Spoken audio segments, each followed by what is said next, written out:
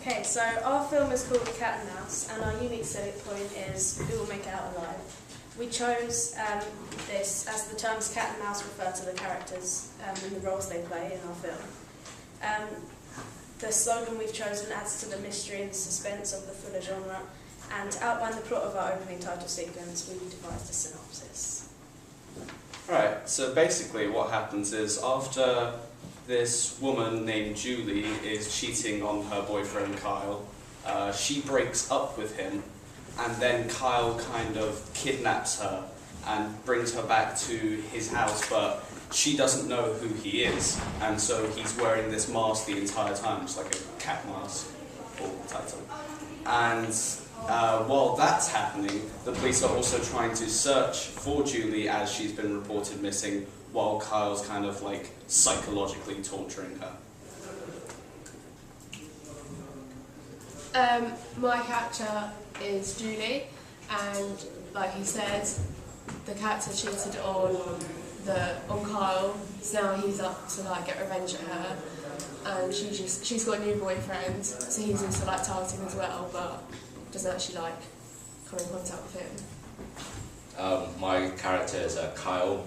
After he gets cheated on, he goes a bit crazy, gets a bit annoyed, angry, so his role is to kidnap Julie and like take her away and try and get her back for what she's done to him. And yeah, he's a bit weird, he wears a mask, you never really see him, so you have no idea what he's like, but yeah, you never see his face, so you can't tell who he kind of is. He just shows what he's like by the way he acts. So our three-act structure.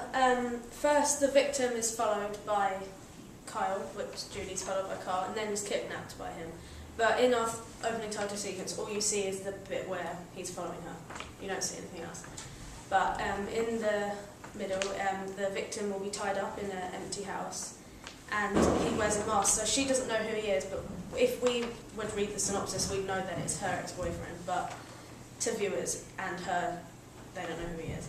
And she struggles to get out of being tied when has no luck, and then he leaves and comes back every morning and every night, so he's gone throughout the whole day.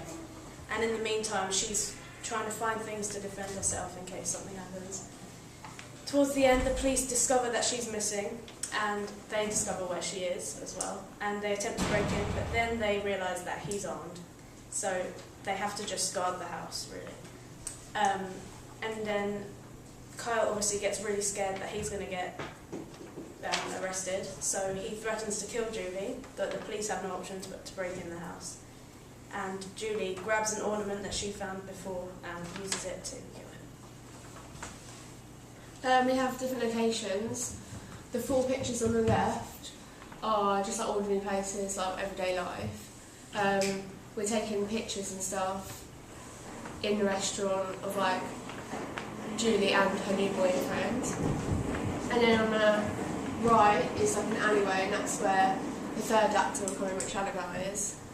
And that's where like he kidnaps Julie. So that's like main location. In that alleyway? Yeah.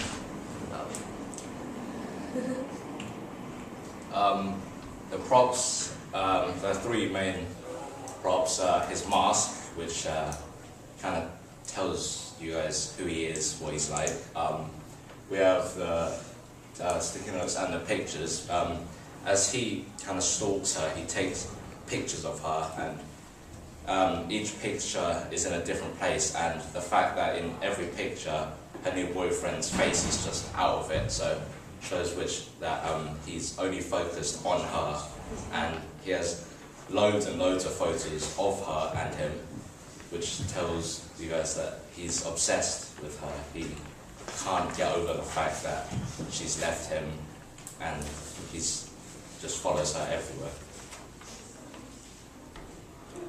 For costumes, we've got kind of generic casual wear, with the one on the far right being Julie's costume when she's, out and about with her new boyfriend, with red symbolising danger because she's not a very trustworthy person considering what she did.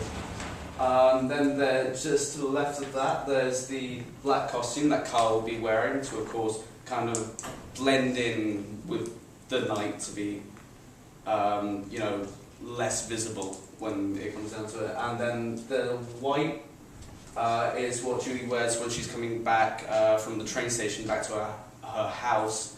And white is kind of like an ironic purity, because white represents purity, and of course she's not exactly the most pure person, and the coat, well, that's to keep her warm.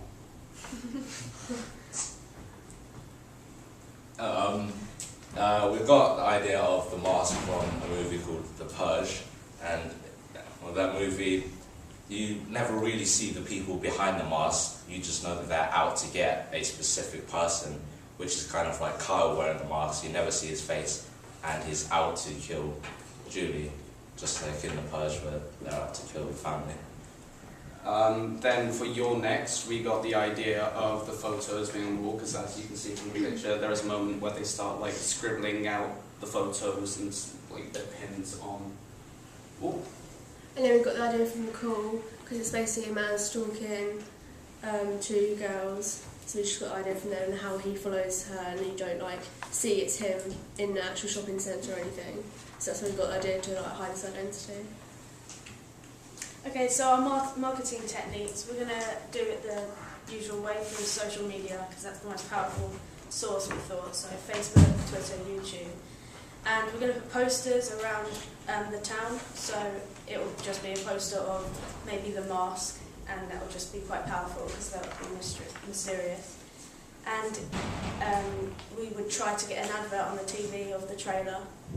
And we also had an idea to have cheap replicas of the mask made that he wears, and just lay them randomly around Brighton with the name of the movie on the back and the website. So people would wonder where all these masks are coming from, and then they'd know if they saw a mask, oh, that's referred to that movie. So that would be a good technique of promoting.